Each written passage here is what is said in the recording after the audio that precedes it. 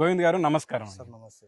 So మీరు సింజంట వారి 2042 అనే రకం వేశారు కదా. అవును సార్. సో ఈ రకము ఎక్కడ తీసుకున్నారండి? సార్ మనము అనంతపూర్లో తీసుకున్నాం సార్. ఓకే, అనంతపూర్లో భవానీ అంగట్లో తీసుకున్నాం సార్. భవానీ అంగట్లో భవానీ. తీసుకున్నారు. ఎందుకండి భవానీ అంగట్లోనే తీసుకోవడానికి గల కారణం ఏంది?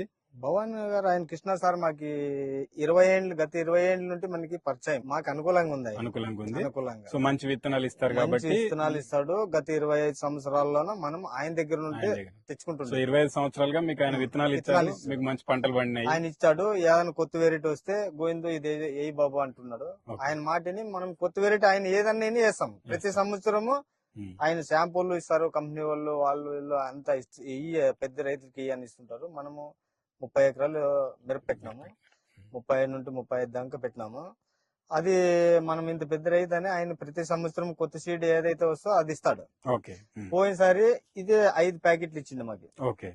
5 ప్యాకెట్లు ఇచ్చింటే పోయినసారి దీన్ని పెద్దగా లెక్కేసుకోలేము మేము.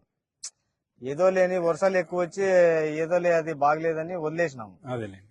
ఈసారి లేదు బాబు ఇది ఖచ్చితంగా అయ్యి అంటే 1 కిలో ఇచ్చినాడు. ఓకే. 1 కిలో ఇచ్చింటే 1 కిలోలో నేను ఎదబడి నేను 3 ఎకరాలు వేసిండేది. ఓకే. 600 గ్రాములు తీసుకున్నా. ఓకే. మరి మా ఫ్రెండ్ కు ఒక 400 గ్రాములు ఇచ్చిన. ఆ పిల్లోడు 3 ఎకరాలు అయింది. మాది ఒక 3 ఎకరాలకు అయింది. బ్రహ్మాండంగా వచ్చింది. కొరాన్ ఆయన మాట వింటే బాగుండు కదా, కృష్ణ గారు సార్ మాటలు వింటే బాగుండే, ఆయన మాటలు వినుకోక నేను వేరే వాళ్ళకి ఇచ్చినానని ఇప్పుడు నాకు ఆలోచన అయింది. ఓకే. ఓకే. బ్రహ్మాండంగా వచ్చింది సార్ పంట మాత్రము. ఓకే. ఇది 2042 సింజంటా వాళ్ళది. బ్రహ్మాండంగా వచ్చింది సార్ ఇది. ఓకే.